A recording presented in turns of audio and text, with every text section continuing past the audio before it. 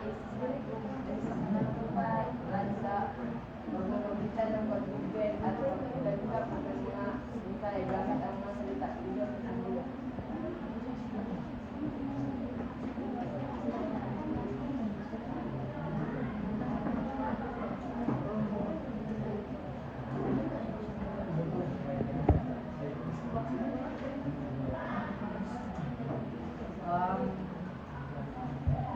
Batay sa akin, ma'am, kung wala ang komunikasyon, maaari tayong magkaroon ng may hindi pagkakaintindihan sa pamamagitan ng pagpapadala ng akin. Maaari tayong may hindi pagkakaintindihan sa pamamagitan ng pakikipag-usap natin sa isang tao o sa ating pinapadala ng ating mensahe.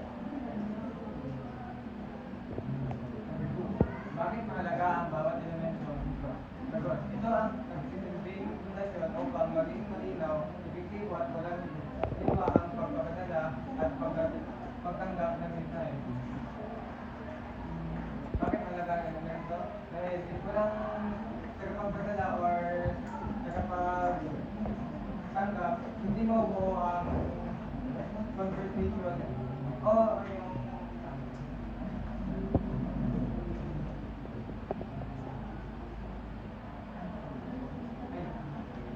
hindi kayo magkakaintindihan.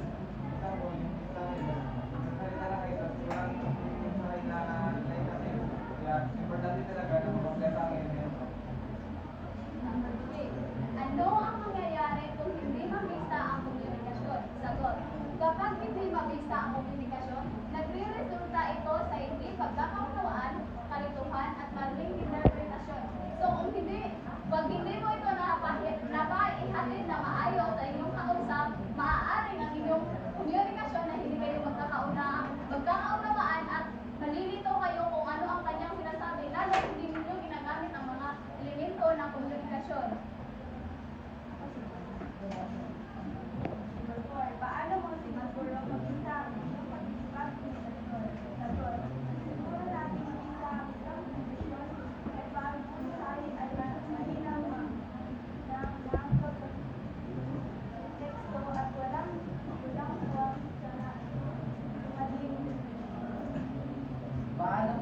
Paano mo daw sinisiguro mabisa ang Malinaw na ang sa katutulong kung hindi natin masisiguro na mabisa ang ating pagkomunikasyon sa isang tao, maaaring hindi niya maintindihan ang ating sinalita patungo sa ang ating ipinadala sa kanya at maaaring magdulot ito ng isang away o isang bagay na hindi niya maintindihan at yun, maaari natin itong ikasama sa isang tao na ating pinadala ng ating komunikasyon.